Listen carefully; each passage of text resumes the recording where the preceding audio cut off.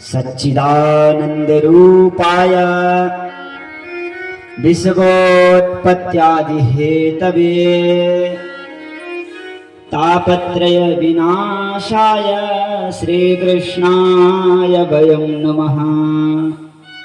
तापत्रय विनाशाय श्रीकृष्णाय वयं नमः। इस श्लोक में भगवान के स्वरूप का, भगवान के कार्य का और भगवान की कृपा का वर्णन किया गया है। सर्वप्रथम कहा जाता है सच्चिदानंद रूपाय। सत्य, सत्य की बात आती है तो सत्य हमारे परमात्मा है इस संसार में। और पहले भी भगवान के अलावा कोई सत्य नहीं था। त्रिकालाबाधितम सत्युक्तम, तीनों कालों में भगवान ही सत्य हैं। पहले भी थे, आज भी हैं और आगे भी रहेंगे भगवान।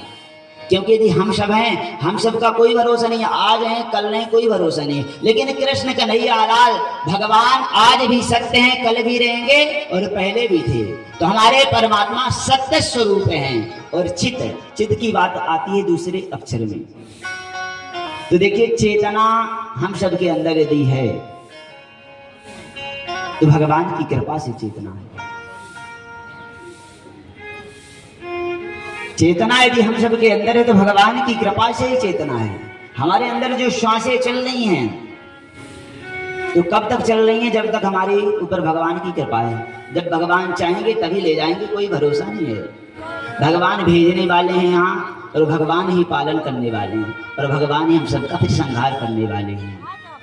तो सत्य चित आनंद, आनंद आता है तीसरे शब्द में कि महाराज आनंद क्या है, आनंद किसे कहते हैं। हम सबको अवश्य जानना चाहिए कि आनंद क्या है। सर्वप्रथम हम यही कहें कि आनंद यदि कोई है तो ये भगवान का भजन ही आनंद है। उसके अलावा आनंद यदि हम ढूंढ नहीं जाए तो कहीं नहीं मिलेगा। लेकिन सज्जनों, आजकल हम सब यदि कुछ मिष्ठान खाएंगे, एक खाए दो खाए तो बोलेंगे बड़ा आनंद आ गया। महाराज वो आनंद नहीं है सज्जनों। वो आनंद कब तक है? 1 घंटे के लिए, 2 घंटे के लिए, फिर आपको भूख लगेगी ना, फिर खाएंगे आप इसमें। लेकिन एक बार संतुष्टि हो जाती है। यदि आप 10 खा लिए तो आपको संतुष्टि हो जाएगी। लेकिन जो असली आनंद है, इस आनंद में संतुष्टि होने वाली नहीं है। यह परमानंद है। जितना ज्यादा से ज्यादा इस आनंद को प्राप्त कर ले उतना ही हमें कम है। तो यदि हम आनंद ढूंढने जाए तो आनंद मिलेगा नहीं। आनंद है तो भगवान के चरणों में आनंद है। भगवान के चरणों के अलावा सज्जनों आनंद हमें कहीं प्राप्त होने वाला नहीं है। पूज्य तुलसीदास जी महाराज रामचरितमानस में बड़ी ही अद्भुत बात कहते हैं कि जो आनंद सिंधु सुख राशि, जो आनंद सिंधु सुख राशि, जो आनंद सिंधु सुख राशि, जो आनंद सिंधु सुख राशि, चेतन आमन सहज सुख राशि, चेतन आमन सहज सुख राशि, जो आनंद सिंधु सुख राशि, जो आनंद सिंधु सुख राशि। तुम्हारा आनंद क्या है? भगवान का भजन ही परमानंद है। इसके अलावा कुछ आनंद नहीं है। जो आनंद सिंधु सुख राशि, सी करते त्रैलोक सुपासी। जो आनंद भगवान की कथा में हमें प्राप्त हो सकता है वो आनंद इस संसार में प्राप्त नहीं हो सकता। और प्राप्त भी होगा ना तो वो क्षण भर के लिए होगा। एक बार संतुष्टि होगी फिर से हमारा मन करेगा खाने के लिए, कुछ भी करने के लिए। तो महाराज हम सबको यदि आनंद चाहिए तो परमानंद भगवान के चरणों में ही प्राप्त हो सकता है। तुलसीदास जी महाराज ने यही कहा ना कि जो आनंद सिंधु सुख राशि। भगवान के भजन के अलावा इस संसार में आनंद कहीं नहीं मिलेगा। सच्चिदानंद रूपाय। अब आती है दूसरे शब्द में कि विश्वोत्पत्त्यादि हेतवे। सज्जनों, विश्व की उत्पत्ति पालन संहार कौन करता है? विश्व की उत्पत्ति भी भगवान करते हैं, पालन भी परमात्मा करते हैं और संहार भी परमात्मा ही करते हैं। तो ऐसे परमात्मा को जो हम सबको पालन पोषण संहार करते हैं, तापत्रय विनाशाय। इसमें अब कहा गया है कि जो हमें 3 प्रकार के ताप प्राप्त होते हैं। कौन कौन से? दैहिक, दैविक और भौतिक। दैहिक ताप जो हमारे देह के द्वारा प्राप्त होता है वह ताप हो गया, और दैविक जो देवताओं के द्वारा, नवग्रह जो राहु के केतु के द्वारा प्राप्त होता है, ये दैविक हो गया। और भौतिक जो होता है, भौतिक बाधाओं के द्वारा जो हमें ताप प्राप्त होता है, दुख प्राप्त होता है, इन तीनों तापों की निवृत्ति कौन करता है? परमात्मा करते हैं। तापत्रय विनाशाय श्री कृष्णाय वयं नमः। ऐसे श्री सहिताय कृष्णाय, श्री राधा रानी के सहित भगवान श्री कृष्णचंद्र को हम सब प्रणाम करते हैं। बोले सच्चिदानंद महाराज की जय हो। देखिए, इसमें कहा गया है कि श्री कृष्णाय वयं नमः। इसमें यही कहा गया कि श्री सहिताय कृष्णाय, श्री राधा रानी के सहित भगवान श्री कृष्ण को प्रणाम करना है। अब यह बात क्यों कही गई है? क्योंकि हमारे शास्त्र में एकलोपासना की विधि नहीं है, युगलोपासना की विधि है। राधा कृष्णाभ्याम नमः, लक्ष्मी नारायणाभ्याम नमः। हमें एक को प्रणाम नहीं करना, हमें राधा रानी को भी प्रणाम करना है और भगवान श्री कृष्ण को भी प्रणाम करना है। अब दूसरे श्लोक में बात आती है। दूसरे श्लोक में श्री सुखदेव जी महाराज को स्मरण करते हैं। यं प्रव्रजन्तमनुपेतमपेत कृत्यं द्वैपायनो विरह कातर्याजुहाव पुत्रेति तन्मयतया सर्वोऽभिनेदुष तं सर्वभूतहृदयं मुनिमानतोऽस्मि। सज्जनों, श्री सुखदेव जी महाराज का जात कर्म लौकिक संस्कार वैदिक संस्कार भी नहीं हुए कि वो जन्म लेते ही यम प्रव्रजन्तमनुपेतमपेत कृत्यम, जन्म लेते ही घर को छोड़कर वन की ओर चल दिए। अब सज्जनों, यदि छोटा सा बालक जन्म लेते ही घर को छोड़कर चला जाएगा तो माता पिता तो नहीं जाने देंगे ना, व्याकुल तो अवश्य होंगे। अब सुखदेव जी महाराज जन्म लेते ही घर को छोड़कर चल दिए। वेद व्यास जी महाराज व्याकुल हो गए, पुत्र का पीछा करके पुकार रहे हैं कि पुत्र पुत्र रुक जाओ, पुत्र रुक जाओ, लेकिन सुखदेव जी महाराज नहीं रुके। पिताजी पुकार रहे हैं लेकिन सुखदेव जी महाराज नहीं रुके। अब आगे सुखदेव जी महाराज जा रहे हैं। कुछ समय बाद सुखदेव जी महाराज वृक्षों के मध्य से आगे आए। उस समय सुखदेव जी महाराज का वृक्षों पर ऐसा प्रभाव हुआ कि वृक्ष बोल रहे हैं महाराज कि हे वेदव्यास जी, आप हमारी ओर देखिए कि हमें फल पत्र पुष्प सब उत्पन्न होते हैं, लेकिन इसे कोई पत्थर मार के तोड़ ले जाता है, कोई लाठी मारकर तोड़ ले जाता है, लेकिन हम इसका शोक नहीं करते क्योंकि हमें पता है कि जो आया है वो जाएगा। और महाराज यदि हमें ऐसा ज्ञात है कि जो आया हो वो जाएगा, तो आप महाराज वेदव्यास जी हैं, आप यदि इस प्रकार शोक करेंगे तो संसार के प्राणियों का क्या होगा? वृक्ष ऐसा कह रहे हैं कि महाराज यदि आप इस प्रकार शोक करेंगे, आप इस प्रकार व्याकुल होंगे तो संसार के प्राणी करेंगे क्या? फिर उनको तो नरक में अवश्य जाना पड़ेगा, वो तो मर जाएंगे आते ही। तो हे वेदव्यास जी,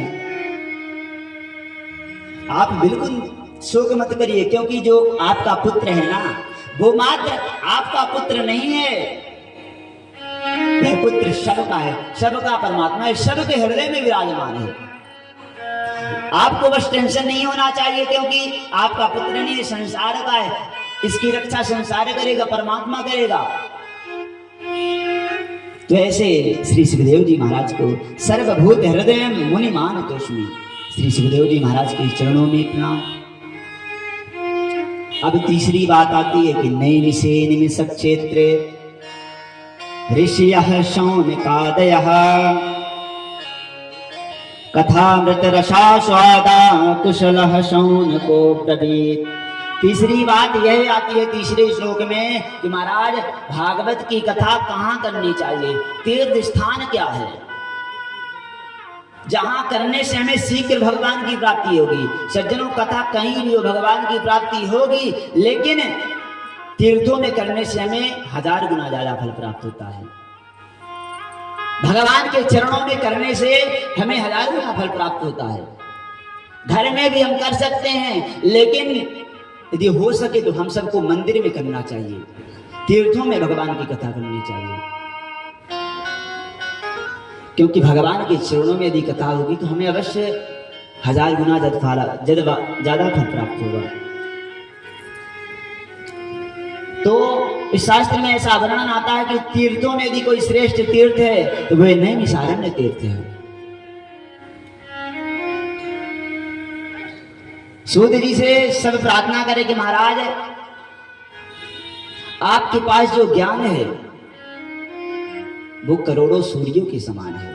अज्ञानतिमिरान्धस्य ज्ञानांजन शलाकया चक्षुरुन्मीलितं येन तस्मै श्री गुरुवे नमः।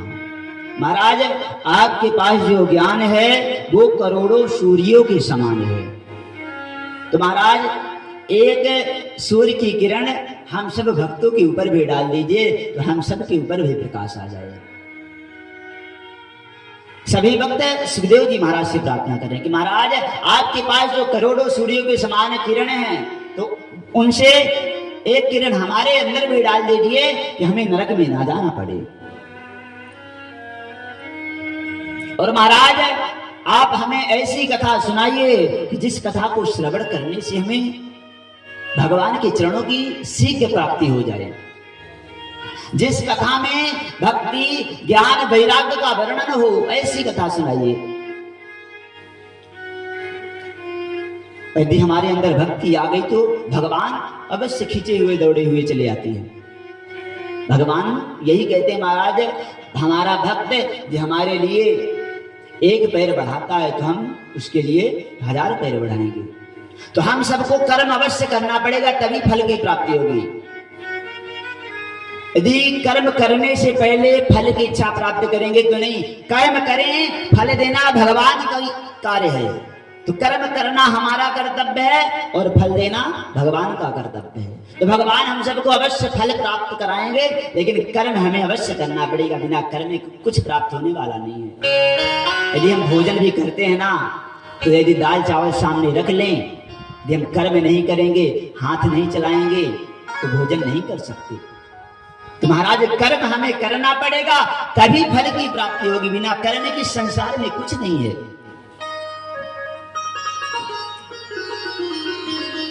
वेदव्यास जी महाराज कहते हैं कि पुत्र सज्जनों,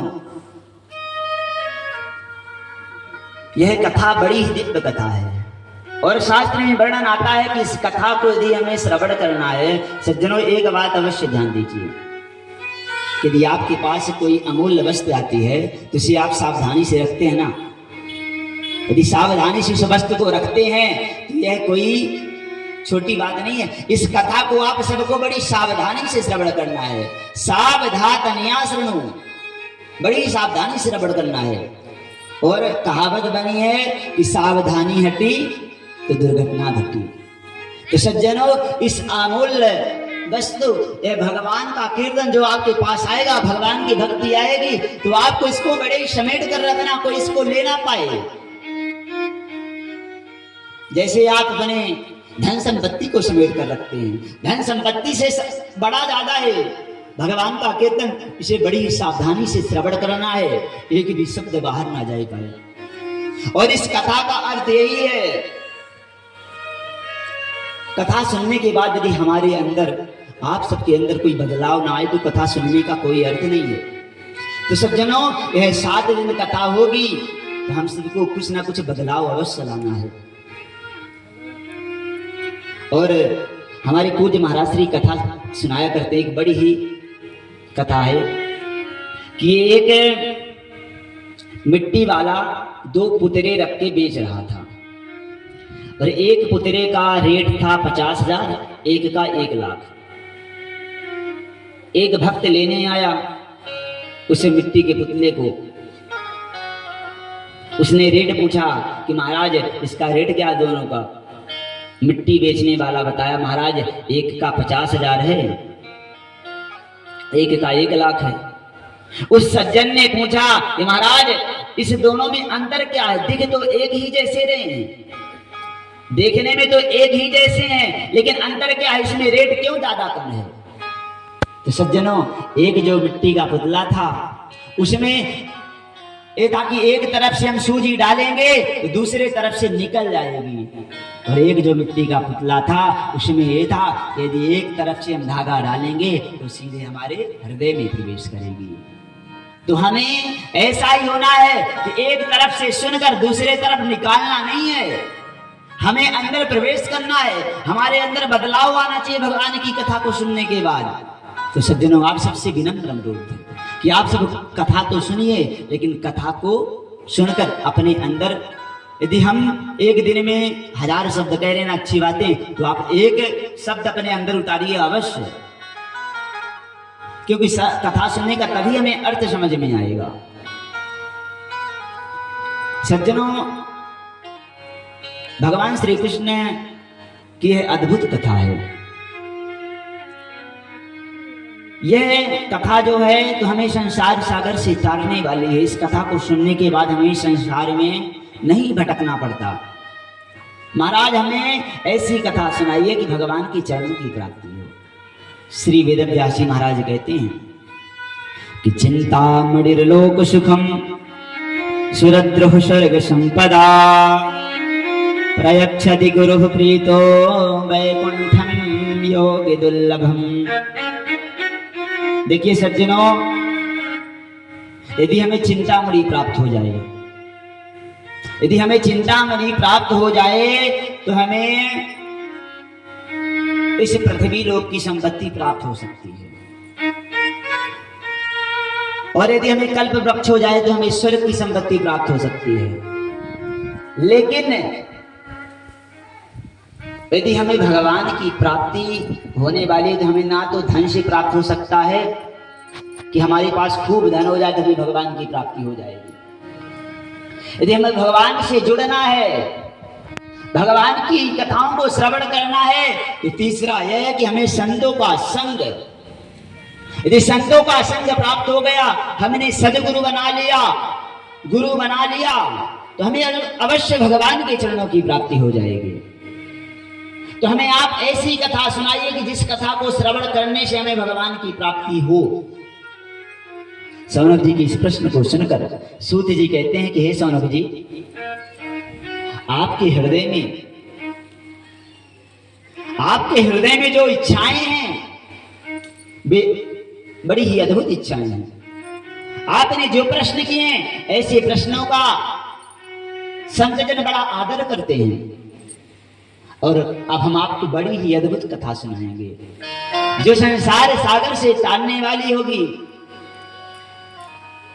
क्योंकि यदि हम इस संसार में आए हैं तो संसार से तरने का तो हमारे अवश्य मन में विचार है, और इस संसार में अगर कोई भरोसा नहीं, इस संसार का, यह संसार, यह पृथ्वी लोक, यह कलियुग केवल नाम आधारा है। नाम से ही भगवान की भक्ति हो सकती है। नाम के अलावा इस संसार में यदि हम कुछ ढूंढने जाए तो प्राप्त कुछ नहीं हो सकता, आएगा चला जाएगा। लेकिन यदि एक बार हम भगवान को अपने अंदर विराजमान कर लिए ना, तो वो दोबारा जाने वाले नहीं है, जिसके अंदर विराजमान हो जाते हैं। काल व्याल मुखग्रासा त्रास निर्णास हेतवे श्रीमद्भागवतं शास्त्रं कलौकीरेण भाषितम्। सज्जनों, हम सब काल रूपी व्याल के मुख का ग्रास बने हुए हैं। कोई भरोसा नहीं है हमारा, कि कब हमें काल रूपी व्याल आए और डस कर ले जाए। इस जीवन का एक क्षण का भी भरोसा नहीं है। सुखदेव जी महाराज ने इसीलिए श्रीमद् भागवत महापुराण की कथा बनाई है कि महाराज इस संसार में आकर यदि हम भगवान की कथा को श्रवण करते रहेंगे, भगवान की कथाओं को सुनते रहेंगे तो काल रूपी व्याल हटता जाएगा। यदि हम भगवान की कथा को नहीं श्रवण करते तो कब डसले कोई भरोसा नहीं है। यदि हमारे मृत्यु को टालना है, थोड़ा सा आगे करना, तो हम सबको कथा सुनना पड़ेगा, भगवान की कथा को सुनना पड़ेगा। यह कथा का अवसर बड़े ही भाग्य से हम सबको प्राप्त होता है। जन्मांतरे भवे पुण्यम तदा भागवतम लभे। जन्म जन्मांतर कल्प कल्पांतर के उदय होने के बाद यह अवसर प्राप्त होता है। और सज्जनों, हमने पहले कहा कि सबसे बड़ी की हम सबका बड़ा परम सौभाग्य है। और सौभाग्य का सीधा सा अर्थ आप समझिए, सौभाग्य। जिसके 100 सौभाग्य उदय हो जाएं, उसी को यह परम सौभाग्य प्राप्त होता है। तो हम सबके तो बड़े ही परम सौभाग्य प्राप्त हुए हैं। और यह कथा सौभाग्य के बाद ही प्राप्त होती है। जब तक हम सबका परम सौभाग्य नहीं होगा तब तक प्राप्त नहीं होगी। सज्जनों, हम सब कब से तैयारी करते हैं। अनेकों लोग मन में विचार करते रहेंगे कि हम अगले साल कथा करेंगे, लेकिन कर नहीं पाते। ऐसे डेट बढ़ती जाती है, कर लेते हैं, लेकिन कब भगवान की कृपा होती तभी कर पाते हैं। सज्जनों, एक बार यह कथा वेदव्यास जी महाराज राजा परीक्षित को सुना रहे थे। उसी समय देवता वेदव्यास जी महाराज के पास आए, क्या लेकर? अमृत का कलश लेकर। अब अमृत का कलश लेकर आए और वेदव्यास जी महाराज के चरणों में प्रणाम किया। कहा, महाराज आप यह अमृत का कलश लेकर राजा परीक्षित को पिला दीजिए, क्योंकि राजा परीक्षित जी की 7 दिन में मृत्यु होने वाली है, और हमें यह दिव्य कथा श्रवण कराइए। इस दिव्य कथा को हमें पान कराइए, और यह अमृत का जो कलश है राजा परीक्षित को पिला दीजिए। वेदव्यास जी महाराज ने कहा, अरे ठगियारो, तुम लोग सबसे पहले यदि आते श्रवण करने को अवश्य सुनाता है, लेकिन बदले वाली बात आ गई तो सज्जनों, इस कथा से बदला तो हम अवश्य नहीं कर सकते। यदि तुम लोग सुनने आते, ये दुकान नहीं है कि तुम लोग इसके बदले में लेकर भगवान की कथा सुनने आए हो। यदि तुमको कथा सुनना था तो तुम लोग भक्त बनकर आते, श्रद्धालु बनकर आते, तुम लोग को अवश्य हम सुनाते, लेकिन तुम लोग सौदागर बनकर आए, इसलिए तुम लोग कथा सुनने के अधिकारी नहीं हो। वेदव्यास जी महाराज ने देवताओं को डांट कर भगा दिया। अब देवता दौड़ के आए ब्रह्मा जी के पास। ब्रह्मा जी को सारी घटना बताई कि महाराज हम वहां कथा सुनने गए थे, अमृत का कलश दे रहे थे, लेकिन उन्होंने हमें वहां से डांट कर भगा दिया। अब सज्जनों देखिए, जब देवताओं को दुर्लभ बतलाई गई है कथा, अमृत से भी श्रेष्ठ है भगवान की यह कथा है। सज्जनों, चिंता मणि लोक सुखम, मणि और कांच की समानता नहीं हो सकती। आप सामने रख लेंगे, देखने में भलाई उसी समान रहेगा, लेकिन समानता तो बिल्कुल नहीं हो सकती। ऐसे ही भगवान की कथा और अमृत की बराबरी नहीं हो सकती। यह भागवतामृत के सामने अमृत भी तुच्छ है। जो सज्जन इस कथा को श्रवण कर लेता, उसे अमृत भी पीने की कोई जरूरत नहीं पड़ती। राजा परीक्षित की गति कैसी होती है? ब्रह्मा जी ने कहा, देवताओं तुम लोग 7 दिन प्रतीक्षा करो, हम देखते हैं कि राजा परीक्षित की मुक्ति कैसे होती है। हम भी देखते हैं कि इस कथा में, इस भगवान की कथा में क्या रखा है। अमृत से श्रेष्ठ तो है नहीं, ब्रह्मा जी ऐसा कह रहे हैं। अब 7 दिन जैसे ही व्यतीत हुए, उसी समय राजा परीक्षित की मुक्ति हो गई। अब देवताओं को जब ज्ञात हुआ, ब्रह्मा जी को ज्ञात हुआ, वो सब आश्चर्यचकित हो गए। उन्होंने एक तराजू मंगवाया और तराजू में एक पटेले में समस्त सिद्धांतों को रखा और दूसरे तरफ भगवान की दिव्य श्रीमद् भागवत महापुराण को रखा। सज्जनों, श्रीमद् भागवत महापुराण के सामने संसार के सारे ग्रंथ हल्के पड़ गए। भागवत कथा की बराबरी कोई नहीं कर पाया। तब से देवताओं ने मन में विचार किया कि महाराज भागवत के समान फल देने वाली कोई नहीं इस संसार में, कुछ भी नहीं, अमृत भी नहीं है।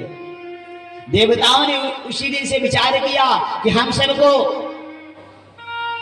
भगवान की इस कथा को अवश्य श्रवण करना चाहिए, और उन्होंने मन में विचार किया कि हम सब देवी पाठ करेंगे, एक श्लोक करेंगे, श्लोक एक नहीं तो आधा श्लोक अवश्य पाठ करेंगे, यदि आधा भी नहीं कर पाएंगे तो आधे का आधा करेंगे।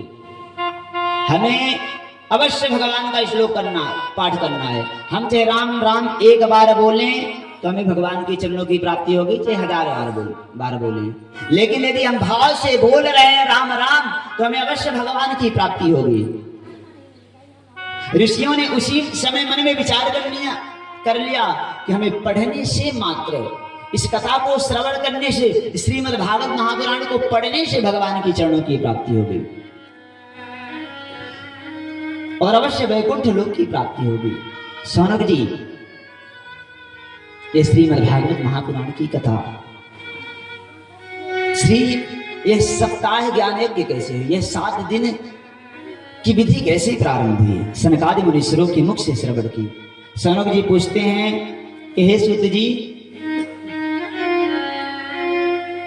प्रजापति दक्ष को श्राप है कि वे एक स्थान पर अधिक समय ठहर नहीं सकते, फिर उन्होंने कैसे भगवान की कथा श्रवण कर ली?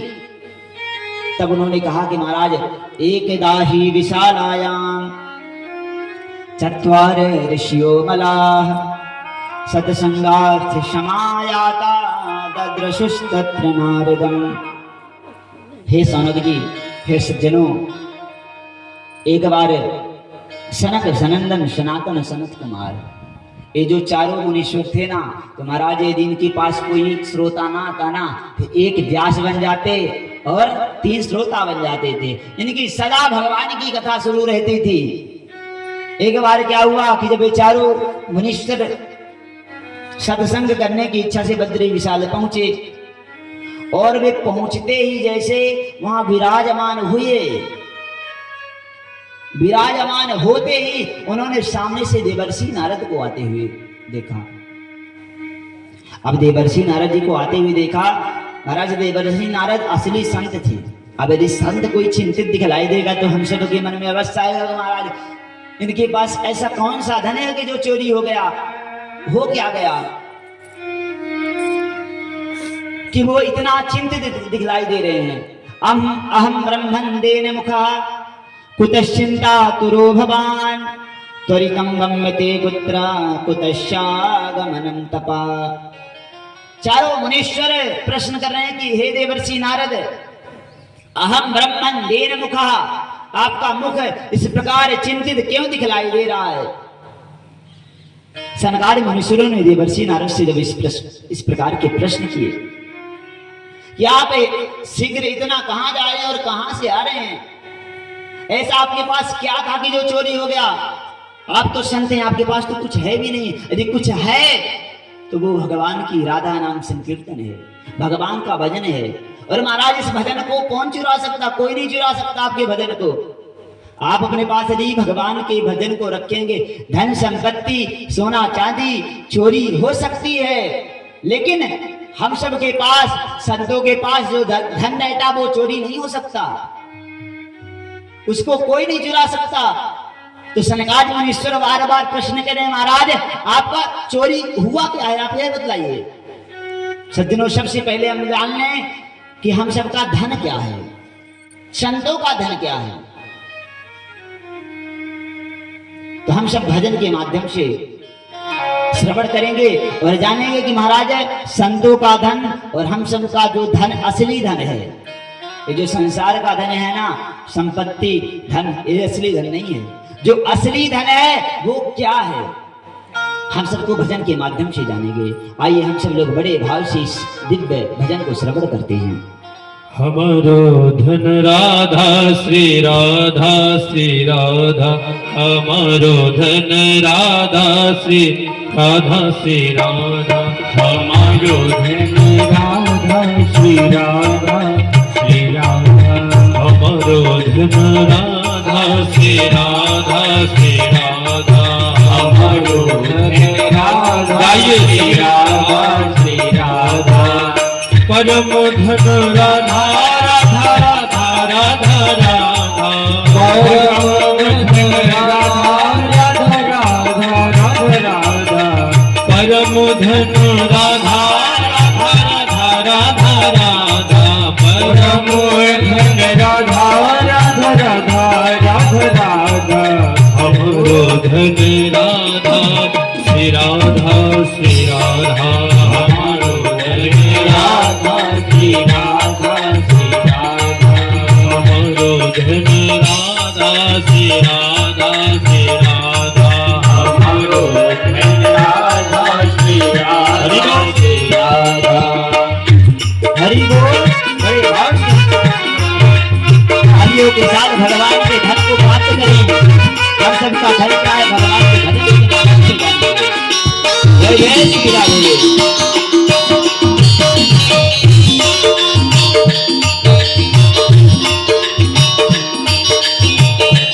जय जय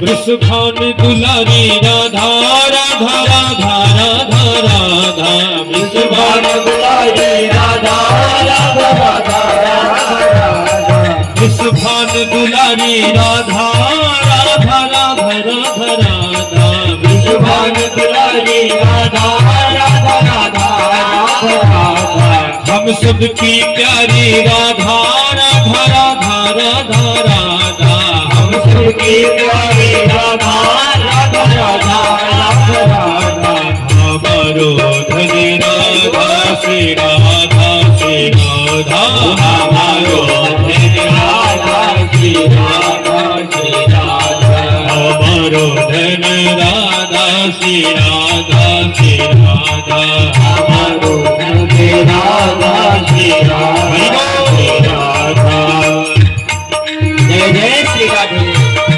बोलिए राधा रानी सरकार की हो। बड़े भाव के साथ हमारा धन क्या है? भजन के माध्यम से क्या होगा? जय जय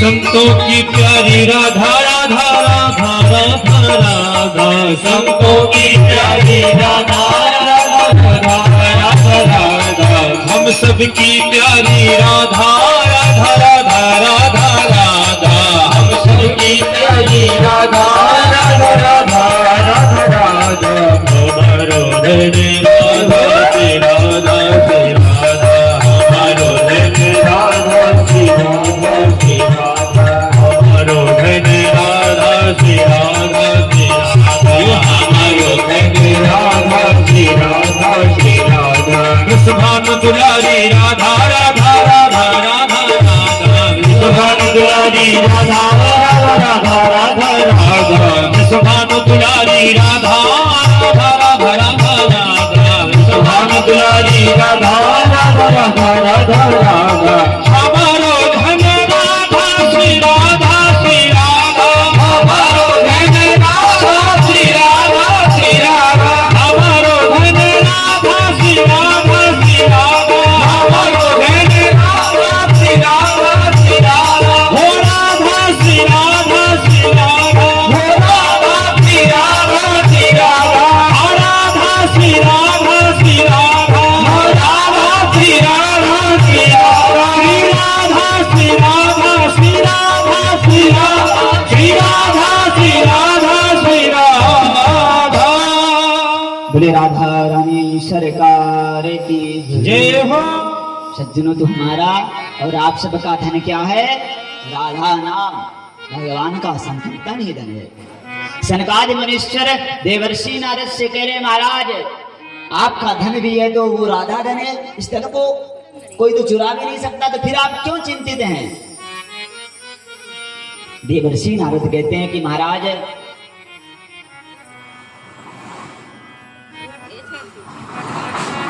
अहम तो पृथिवीयातो ज्ञात्वा सर्वोत्तमामिति पुष्करञ्च प्रयागञ्च काशीं गोदावरीं तथा। महाराज मैं हे सनकादि मुनीश्वरों